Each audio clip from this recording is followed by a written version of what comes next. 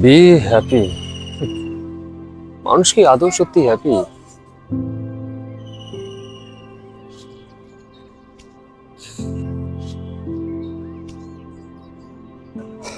কেউ আসে চুমু খেতে, কেউ আসে দার্শনিক হতে, কেউ বা রাসলীলা করতে।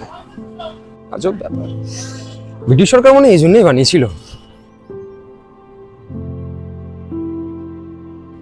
এই জায়গাটা না হয় 2001 সালে বানানো হয়েছে। ব্রিটিশ সরকার যেখানে বানিয়েছে তিনি, সে নয় জানলাম তিনি জেমস প্রিন্সি, কিন্তু ইদানিংকালে মানুষ থেকে চেনে না। জানতে হবে। 1819 সালের 15 সেপ্টেম্বর জেমস প্রিন্সেপ, হ্যাঁ, বর্তমানে প্রিন্সেপ গার্ড যার নামে। জেমস প্রিন্সেপ প্রথমবার আসে কলকাতা, এরপর তিনি চলে যান বেনারসে গিয়ে তিনি জয়েন করেন অ্যাজ এ মাস্টার। মানে তখনকার সময়ে টাকশালগুলোতে যেগুলো তৈরি হতো কয়েন, সে কয়েনের যে ধাতুগুলো হতো সেইগুলো পরীক্ষা করতো অ্যাজ এ মাস্টার। সেখান থেকে 1822 সালে তিনি দুটো নির্ভুল মানচিত্র তৈরি করেন বেনারসের। একটি ছিল আপনাদের রোমান অক্ষরে এবং অন্য ছিল অন্যতম প্রধান দেবনাগরিক অর্থাৎ সংস্কৃত অক্ষরে। এরপর আসে সেই 1837 সাল।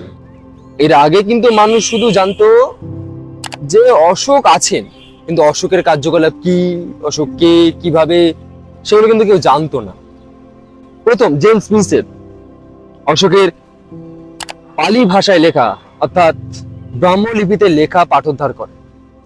এরপরে সারা বিশ্ব জানতে পারে সম্রাট অশোকের কার্যকলাপ, সম্রাট অশোকের সমস্ত কিছু।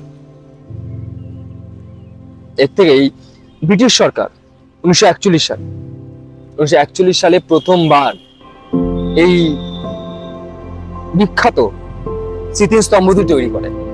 1943 সালে সর্বস্ব মানুষের জন্য এই স্মৃতিস্তম্ভটি একেবারে সর্বসমক্ষ করে একেবারে জনগণের জন্য করে দেয়।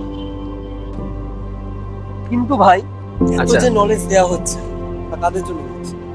আমরা দিচ্ছি যারা এখানে আসে, যারা জানে না। সুমু খেতে টুকিটাকি কাজ হয়, নিজেদের শখ বেড়াতে আনন্দ আসে মানুষ অবশ্যই আসে, কিন্তু এই মানুষটা আসলে কি, এই যে প্রেম করতে আসছে, এই যে আসার জন্য এই জায়গাটা তো থাকা দরকার ছিল। এই জায়গাটা কে বানিয়েছিল? ব্রিটিশ সরকার। তারা কি কেউ জানে? তারা হয়তো জানে না, কিন্তু কিছু কিছু কিন্তু জানে। হ্যাঁ। যারা জানে না এটা হয়তো তাদের জন্য এখানে আসছে। জানাবো, আমরা জানাবো, জানাতেই হবে একদম। তাহলে কারণ তারা আসছে, তাদের জন্য তাদের উদ্দেশ্যে এই জিনিসটাকে আরো এগিয়ে নিয়ে যাই। একদম। এবারে ভিডিও আসছে তো? অবশ্যই আসছে। চলো চলো উঠি। চলো উঠি।